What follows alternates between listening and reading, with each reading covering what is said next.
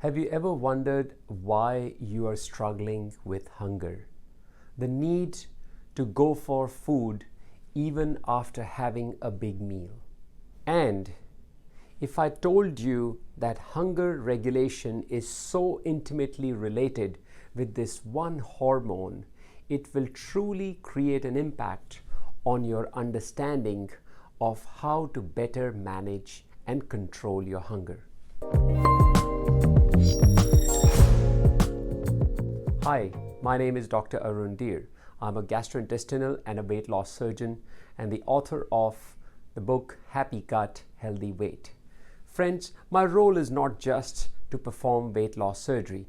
Rather, the mission that I'm on and my life purpose is to create a lasting impact in the lives of clients who come to see me who have been struggling with weight issues for decades. And with this information, one can create lasting transformation. See, it's important to understand that willpower alone does not cut it. It does not work. We got to understand the reasons behind why things happen the way they happen, and that is called why power.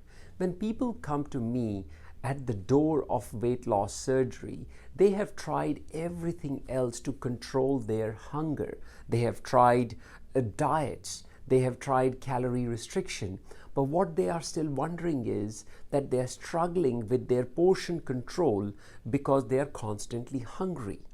And in order to understand how weight loss surgery works, but more importantly, how to get lasting success from weight loss surgery, it is critical that you understand, even if you're not contemplating weight loss surgery, it's critical that you understand the intimate association between high levels of insulin in the blood with high levels of hunger hormones.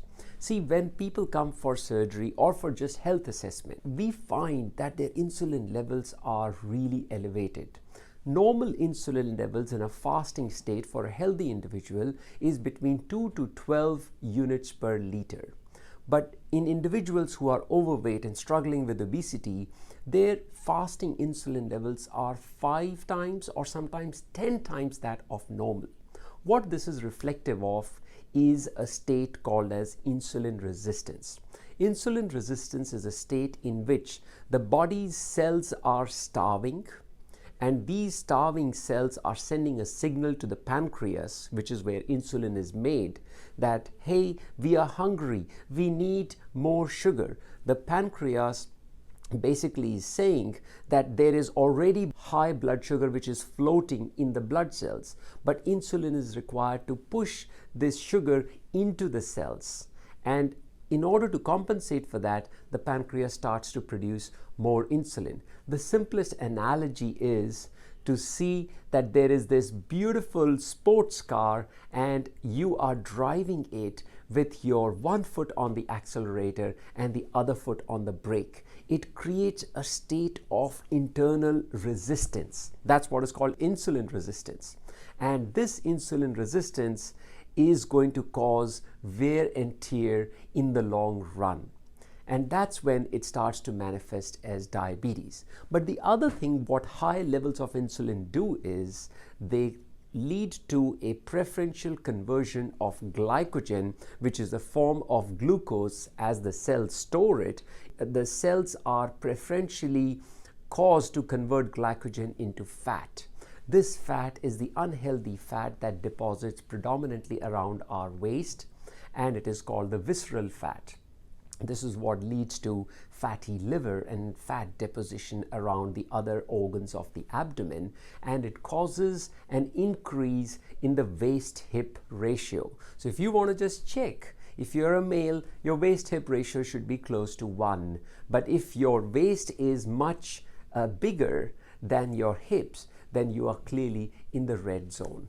But not just that, friends, high insulin levels lead to increased levels of inflammation in the body, which is the reason for heart attacks, which is the reason for strokes, and very importantly, it is the reason for cancers in our body. In fact, now for cancer prevention when it comes to, in men, prostate cancer, the best prevention strategy is weight loss.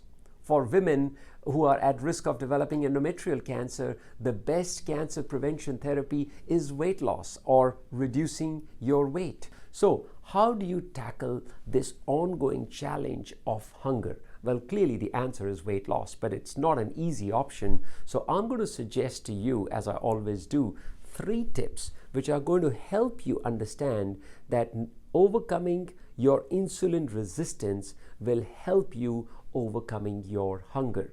So the first thing what you do is you engage in rainbow foods. Now, what does rainbow foods mean? Rainbow foods are nothing else but eating real or eating whole foods. These are fruits and vegetables of different colors. They could be, capsicums, they could be spinach, the greens, the carrots, which are the orange. It could be fruits, nuts, berries, and legumes. These are amazing foods for you to have.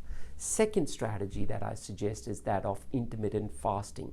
Now, intermittent fasting is talked about a lot, and there is a lot of data and evidence that is coming on the benefits of intermittent fasting. I'll be honest in saying intermittent fasting is not a new concept. It used to be practiced centuries ago in the Eastern traditions and even in a lot of European traditions. But the thing is, it got lost because of the convenience of modern life. Intermittent fasting is nothing but you do not eat in a cycle or in a window of 12 to 14 hours. You start with 12 hours of fasting, and the best way I say is don't have your dinners beyond 6 o'clock in the evening, and you have your breakfast at 9 o'clock the following day. So you are fasting practically for about 15 hours.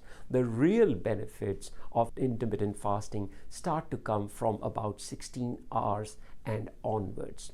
The third strategy is to eat for satiety and not until you are completely full. Satiety means you recognize the feeling of fullness and then you say, you know what, thank you, I am not going to stuff myself up. You can always eat small and often, and that's a strategy that I personally follow. Every 2 to 3 hours, I have something small to eat so that I've not left myself in a state where I'm starving for the one meal of the day that I have. I have my morning breakfast at about 9 o'clock or so, 8:39. Then I have my morning tea, which has got a cup of tea or a coffee with a few nuts. Then I have my lunch. Then I have my afternoon tea, then a dinner, and then even a supper. Yes, I love my cup of tea, a chamomile tea or a green tea. And that is the fourth thing, that's a bonus thing that I wanted to mention, is that having a regular amount of tea. There are such amazing varieties of teas that are available. These are full of polyphenols and antioxidants, which studies after study have proven that having green tea is amazing to boost your metabolism. And it's not just the tea, it's also the warm water that goes with it that creates a huge boost in your metabolism and helps in normalizing your insulin levels. So I hope you found this video helpful. If you did, do share it and press the bell button to subscribe to my channel to keep updated with forthcoming videos.